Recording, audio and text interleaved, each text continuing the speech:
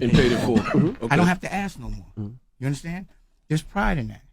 There's just a pride you should have in ownership. So how do you get to that platform? How do you get to the platform? By putting your own money up and investing in yourself. That's it. You flip. And getting a good woman and stop trusting dudes and stop worrying about other people's pockets and what other people have and what other people can do for you. And 9 to 5s aren't good because you hustling for a weekend. But when you do something that's for yourself and your family, it never feels like work. I hustle for my last name. I don't hustle for my first.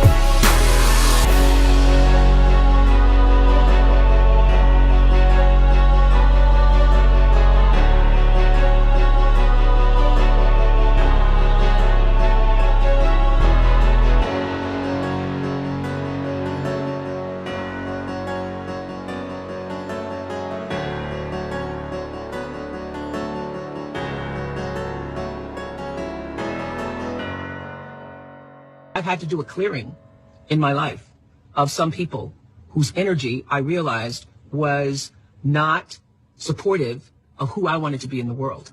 And I recognized that there are people who are not going to take responsibility for their energy. So I now have to take responsibility for the energy that I allow to be brought into my space. Life-changing for me.